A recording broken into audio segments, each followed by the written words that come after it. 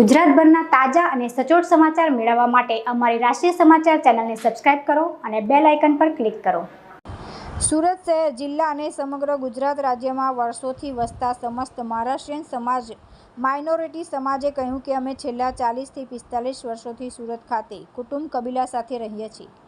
મજૂરી, નોકરી, ધંધો, વેપાર કરી પોતાના પરિવારનું ગુજરાન ચલાવીએ છીએ। ગુજરાતને જ પણ પોતાની કર્મ અને જન્મભૂમિ બનાવેલ છે। હાલ બીજી, ત્રીજી તથા પેઢીથી ચાલી રહી છે, ત્યારે બંધારણીય હક્કો, અધિકારોથી વંચિત રાખવાનો પ્રયાસ થયો છે। કારણ અમારા બાળકોને જાતિ પ્રમાણપત્ર નહીં મળતા હોવાના લીધે શિક્ષણ તથા નોકરીમાં મળતા અનામતના લાભોથી અમે વંચિત રહેતા આવ્યા છીએ। રાજ્ય સરકાર સમસ્ત માંગણી છે કે જાતિ પ્રમાણપત્ર, શિક્ષણ તથા સરકારી નોકરીમાં અનામતના લાભો આપવાનું ઠરાવેલ છે। આ શરત, માપદંડ, ધોરણના કારણે એસસી, એસટી, ઓબીસી સમાજના લોકોને ગુજરાત રાજ્યનું જાતિ પ્રમાણપત્ર મેળવવામાં અને અનામતના સંવિધાનિક અને મૌખિક અધિકારોના લાભ મેળવવા પારાવાર મુશ્કેલીઓ પડે છે, જેથી ભારતીય બંધારણે આપેલા અનામતના લાભોથી વંચિત રહી જાય છે। માટે આ શરતના માપદંડની તારીખોનો ફેરફાર કરવા માંગણી કરીએ છીએ। મારું નામ અરુણભાઈ કલાલ છે।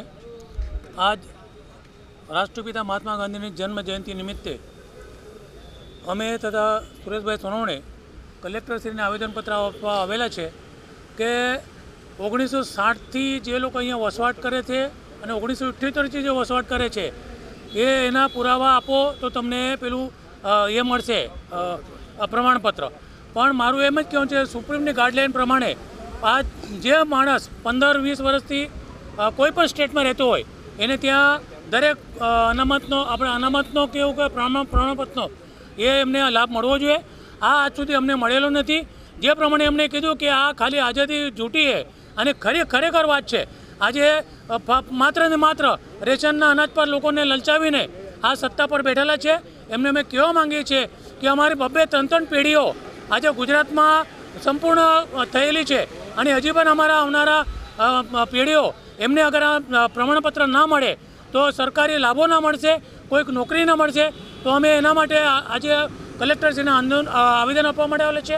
આવનાર દિવસોમાં અગર આ અમારી માગણી ના સ્વીકારાય તો અમે જલદ રીતે અને અહિંસક આંદોલન કરીશું, જેની તમામ જવાબદારી સરકારશ્રીની છે। અમે આત્મવિલોપન કરતાં પણ ખચકાઈશું નહીં। અમારા હક્કો અમે લઈને જ રહીશું। જય હિન્દ, જય ગુજરાત। અમો એસસી, એસટી, ઓબીસી અને માઇનોરિટી સમાજના લોકો પરપ્રાંતીય નથી, પરંતુ ગુજરાત રાજ્યના કાયમી રહેવાસી છીએ। અમારી પાસે ગુજરાત રાજ્યનું ડોમિશિયલ પ્રમાણપત્ર, રેશન કાર્ડ, ચૂંટણી કાર્ડ, આધાર કાર્ડ વગેરે જેવા દસ્તાવેજી પુરાવાઓ છે, જેના આધારે લાભ મળે। જો એમ નહીં થાય તો આંદોલન અનિશ્ચિત સમય સુધી ચાલુ રાખવામાં આવશે। મારું નામ અબ્દુલ રઝાક વજીર શાહ, સુરત શહેર મુસ્લિમ શાહ ફકીર સમાજનો અધ્યક્ષ।